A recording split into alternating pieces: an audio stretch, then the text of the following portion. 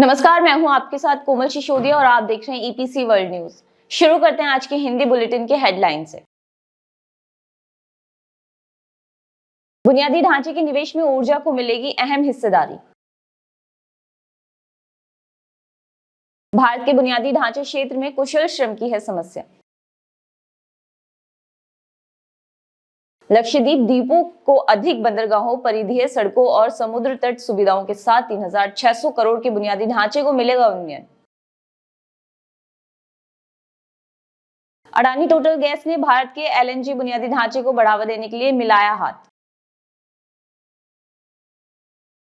Double engine सरकार गरीब कल्याण की योजनाओं के साथ साथ इंफ्रास्ट्रक्चर पर भी कर रही है निवेश। जीआईसी ने डेटा इंफ्रास्ट्रक्चर ट्रस्ट में 933 करोड़ में खरीदी इकाइयां। टोरस रोबोटिक्स ने टीएन से 4,70,000 अमेरिकी डॉलर का बीज निवेश किया हासिल। 900 करोड़ रुपए के फंड जुटाने पर जेंसोल इंजीनियरिंग के शेयर 10% बढ़े।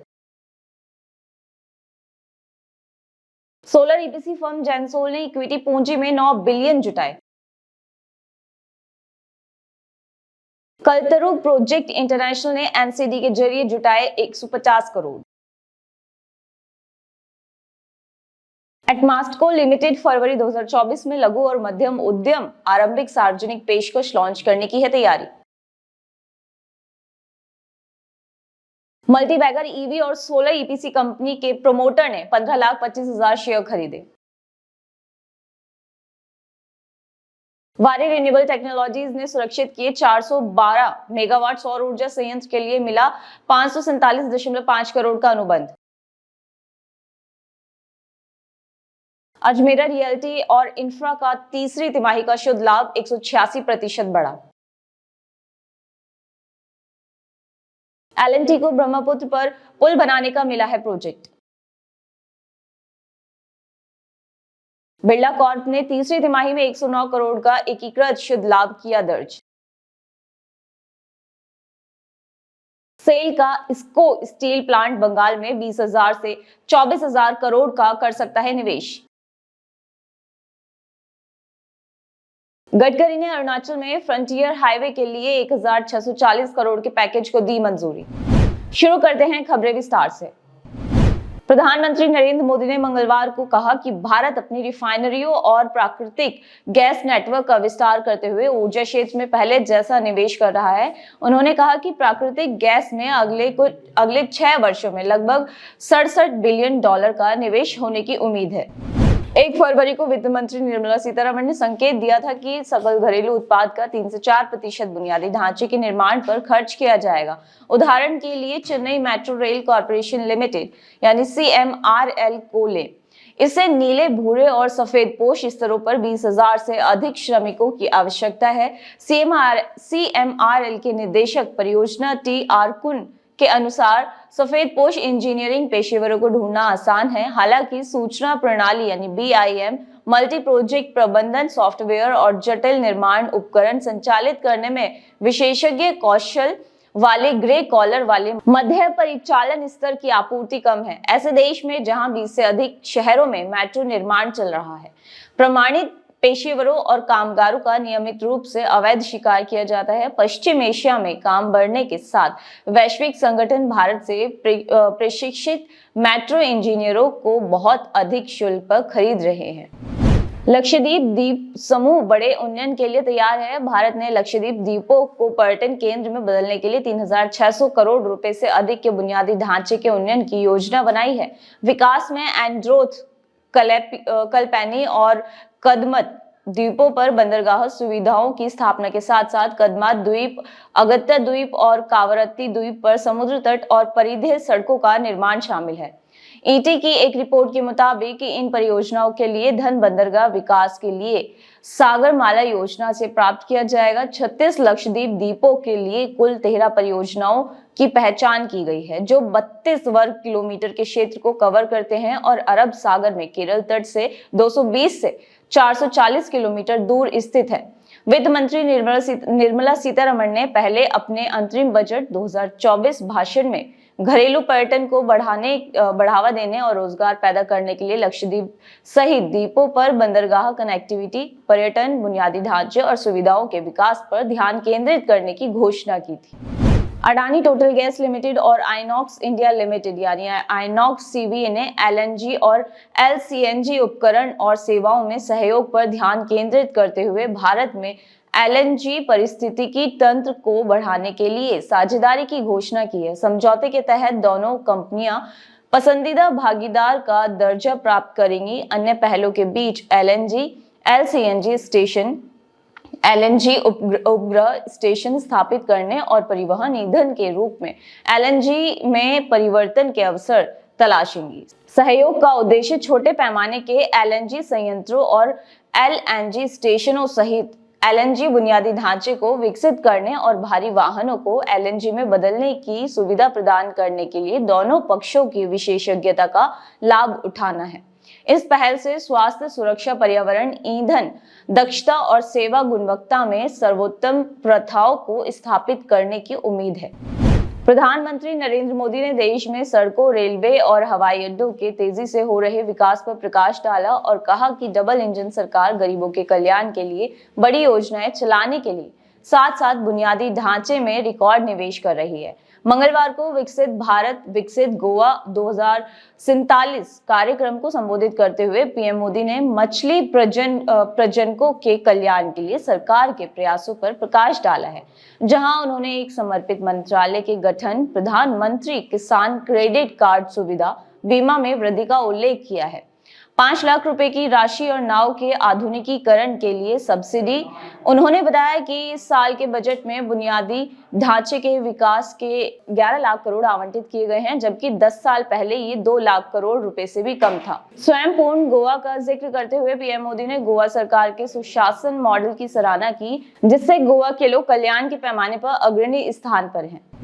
सिंगापुर की सॉवरेन वेल्थ जीआईसी ने मंगलवार को खुले बाजार लेनदेन के जरिए 933 करोड़ रुपए में डेटा ट्रांसफर ट्रस्ट में इकाइयां खरीदी।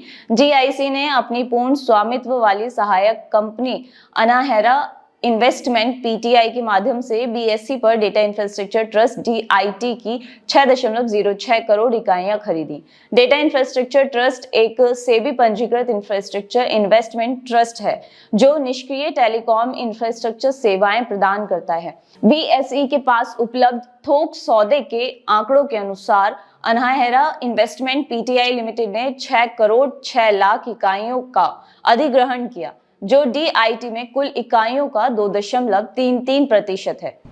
Torus Robotics Private Limited Chennai में स्थापित एक डीप टेक स्टार्टअप और इलेक्ट्रिक वाहन, ऑटोमोटिव बाजार, रक्षा, विमानन और उपभोक्ता बाजारों के लिए स्वदेशी पावर ट्रेन तकनीक में विशेषज्ञता ने Tamil Nadu infrastructure fund management corporation के नेतृत्व में $470,000 अमेरिकी का प्रारंभिक निवेश जुटाया है। Emerging sector seed fund funding round में Forge innovation and ventures Coimbatore और भारतीय प्रौद्योगिकी संस्थान बॉम्बे में SINE society for innovation and entrepreneurship की भागीदारी भी देखी गई। स्टार्टअप ने कहा कि फंडिंग का उपयोग उसके अनुसंधान और विकास कार्यों को बढ़ाने के लिए किया जाएगा। इसके अलावा कंपनी का लक्ष्य नवाचार और विकास सहित व्यवसाय के अन्य महत्वपूर्ण पहलुओं को वित्त पोषित करने के लिए भी धन का उपयोग करना है। सोलर ईपीसी कंपनी जेंसॉल इंजीनियरिंग के शेयर बुधवार को एनएसई पर लगभग 10% उछलकर दिन के उच्चतम स्तर पर 1,147 रुपए पर पहुंच गए, जब कंपनी ने एक्सचेंजों को 900 करोड़ जुटाने की जानकारी दी। कंपनी के निदेशक मंडल ने 10 रुपए प्रति शेयर के अंकित मूल्य के साथ 1.03 करोड़ वारंट जारी करने की मंजूरी दे दी। प्रत्येक वारंट धारक द्वारा एक या अधिक किश्तों में प्रति वारंट एक इक्विटी शेयर की सदस्यता लेने का अधिकार रखता है। कंपनी की एक विज्ञप्ति में कहा गया है कि धन जुटाने की प्रक्रिया में Elara India opportunity fund, Aries opportunities fund, Tano investment opportunities fund और अन्य सहित एफपीआई ने भाग लिया है। सोलर इंजीनियरिंग और कंसल्टिंग फर्म जेंसोल इंजीनियरिंग ने तरजीही आधार पर इक्विटी शेयरों में परिवर्तनीय वारंट के माध्यम से इक्विटी पूंजी में 9 बिलियन जुटाए हैं। इक्विटी फंडिंग में Elara India opportunity fund, Aries opportunity fund और टानो इन्वेस्टमेंट अपॉर्चुनिटीज फंड सहित अंतर्राष्ट्रीय और घरेलू प्रतिभागियों की भागीदारी देखी गई। हम नवीनतम धन उगाने के माध्यम से अपने सफल वित्तीय प्रदर्शन को आगे बढ़ाना जारी रख रहे हैं। ये पूंजी निवेश जेंसोल की वित्तीय स्थिति को मजबूत करता है, कार्यशील पूंजी अकार्बनिक विकास के अवसरों और हमारी सहायक कंपनियों में आगे के निवेश के लिए धन तैनात करने के साथ नई संभावनाओं को सुविधाजनक बनाता है। जेंसोल के चेयरपर्सन और प्रबंध निदेशक अनमोल सिंह जग्गी ने कहा कि हमारी प्राथमिकता भारत में हरित ऊर्जा और स्वच्छ गतिशीलता में बदलाव में महत्वपूर्ण भूमिका निभाने की अपनी प्रतिबद्धता को मजबूत करते हुए शेयरधारकों और ग्राहकों को मूल्य प्रदान करता है। कल्पतरु प्रोजेक्ट्स इंटरनेशनल लिमिटेड ने 6 फरवरी को निजी प्लेसमेंट के आधार पर गैर परिवर्तनीय डिबेंचर एनसीडी जारी करके 150 करोड़ रुपए जुटाने की घोषणा की है। कंपनी ने निजी प्लेसमेंट के आधार पर 1 लाख रुपए अंकित मूल्य के 15,000 एनसीडी आवंटित करके 150 करोड़ रुपए जुटाए हैं। असुरक्षित रेटेड सूचीबद्ध प्रतिदेय एनसीडी को बीएसई के थोक ऋण बाजार खंड में सूचीबद्ध किया जाएगा। कल्पतरु इमारतों और कारखानों, बिजली पारेषण और वितरण, तेल और गैस पाइपलाइन, जल आपूर्ति और सिंचाई, शहरी गतिशीलता, रेलवे, राजमार्ग और हवाई अड्डों में लगी सबसे बड़ी विशिष्ट ईपीसी कंपनियों में से एक है और परियोजनाओं को क्रियान्वित कर रही है। 30 से अधिक देश दिसंबर 2023 में कंपनी के बिल्डिंग और फैक्ट्री व्यवसाय को दक्षिण भारत में लगभग 13 मिलियन वर्ग फुट के निर्मित क्षेत्र के साथ बड़े आकार की आवासीय भवन परियोजना के निर्माण के लिए अब तक का सबसे बड़ा डिजाइन और निर्माण अनुबंध प्राप्त हुआ है। एक प्रमुख इंजीनियरिंग, प्रोक्यूरमेंट और construction EPC company Atmastco limited ने इस साल फरवरी में सदस्यता के लिए अपनी प्रारंभिक सार्वजनिक पेशकश आईपीओ खोलने की घोषणा की है। एक प्रेस विज्ञप्ति के अनुसार भिलाई छत्तीसगढ़ में मुख्यालय वाली कंपनी 73,05,600 इक्विटी शेयरों की पेशकश करेगी, जिसमें 54,80,000 इक्विटी शेयर ताजा इश्यू के रूप में और 18,25,600 equity share offer for sale OFS के माध्यम से शामिल होंगे। भारतीय बेंचमार्क सूचकांकों ने दिन की शुरुआत बीएसई सेंसेक्स सूचकांक में 0.28% और एनएसई निफ्टी 50 सूचकांकों में 0.33% की बढ़त के साथ हरे रंग में की है। व्यापक बाजार में बीएसई मिड कैप इंडेक्स 0.55% और बीएसई स्मॉल कैप इंडेक्स 0.82% ऊपर है। हरे रंग में बाजार के साथ बीएसई पर टॉप गेनर्स में से एक जेंसोल इंजीनियरिंग लिमिटेड के शेयर अपने पिछले बंद भाव 1,043 रुपए प्रति शेयर से 9.97% बढ़कर 1,147 रुपए प्रति पर पहुंच गए हैं। स्टॉक ने 52 सप्ताह का नया उच्चतम स्तर 1,147 रुपए प्रति शेयर बनाया, जबकि इसका 52 सप्ताह का निचला स्तर 265.42 रुपए है। जेंसोल इंजीनियरिंग लिमिटेड, एक प्रमुख नवीकरणीय ऊर्जा और इलेक्ट्रिक मोबिलिटी अग्रणी, ने आज तरजीही आधार पर इक्विटी शेयर में परिवर्तनीय वारंट के माध्यम से 900 करोड़ रुपए की महत्वपूर्ण इक्विटी पूंजी जुटाई है। ये प्रमुख मील का पत्थर ऐसे समय में आया है जब जेंसोल असाधारण विकास पथ पर है और हरित ऊर्जा और स्वच्छ गतिशीलता क्रांति का नेतृत्व कर रहा है। वारी रिन्यूएबल टेक्नोलॉजीज लिमिटेड ने घोषणा की कि उसने सौर ऊर्जा संयंत्र के लिए इंजीनियरिंग, खरीद और निर्माण ईपीसी परियोजना के निष्पादन के लिए एक महत्वपूर्ण पुरस्कार पत्र हासिल किया है। नवीकरणीय ऊर्जा के क्षेत्र में दुनिया की अग्रणी उपयोगिता कंपनी में से एक द्वारा प्रदान की गई इस परियोजना में टर्नकी आधार पर 412 मेगावाट पावर पर 335 MWAC सौर ऊर्जा संयंत्र का विकास शामिल है। अनुबंध का मूल्य 547.5 करोड़ रुपए में हैंडओवर टेकओवर के बाद 2 साल की अवधि के लिए संचालन और रखरखाव सेवाओं के साथ ईबीसी कार्य शामिल है, जिसका मूल्य 6.798 करोड़ है। ये घरेलू इकाई अनुबंध वारी रिन्यूएबल टेक्नोलॉजीज लिमिटेड के लिए एक मील का पत्थर है, जो नवीकरणीय ऊर्जा क्षेत्र में अपनी स्थिति को मजबूत करता है। एलओए में निर्धारित शर्तों का पालन करते हुए परियोजना को 31 दिसंबर 2024 तक पूरा करने का लक्ष्य है। Real estate developer Ajmera realty and infra India ने दिसंबर में समाप्त तिमाही के लिए 30 करोड़ के समेकित शुद्ध लाभ में साल दर साल 186% की वृद्धि दर्ज की है। तिमाही के दौरान बिक्री भी सालाना आधार पर 98% बढ़कर 253 करोड़ हो गई है। कंपनी ने कहा कि मजबूत बिक्री और कुशल परियोजना निष्पादन के कारण संग्रह एक साल पहले की तुलना में 30% बढ़कर 151 करोड़ रुपए हो गया है। अजमेरा को चालू वित्त वर्ष में 1000 करोड़ रुपए की बिक्री मार्गदर्शन को पार करने का भरोसा है। लार्सन एंड टूब्रो एल&टी ने मंगलवार को कहा कि उसे असम में ब्रह्मपुत्र पर पुल बनाने की एक बड़ी परियोजना मिली है। एल&टी वर्गीकरण के अनुसार 2500 से 5000 करोड़ रुपए के अनुबंध बड़े ऑर्डर की श्रेणी में आते हैं। कंपनी ने बीएससी को एक फाइलिंग में कहा कि एल&टी कंस्ट्रक्शन के परिवहन अवसंरचना व्यवसाय ने असम में ब्रह्मपुत्र नदी पर पलाशबाड़ी से स्वालकुची केबल आधारित पुल के निर्माण के लिए एक परियोजना अनुबंध जीता है। इस परियोजना को लोक निर्माण सड़क विभाग PWRD असम द्वारा सम्मानित किया गया है। 12.21 किलोमीटर लंबा पुल पलाशबाड़ी और स्वालकुची शहरों को सीधा जोड़ेगा। एमपी बिरला समूह की प्रमुख कंपनी बिरला कॉर्पोरेशन ने दिसंबर तिमाही में 109 करोड़ रुपए का समेकित शुद्ध लाभ दर्ज किया, जबकि एक साल पहले इसी अवधि में 50 करोड़ का घाटा हुआ था।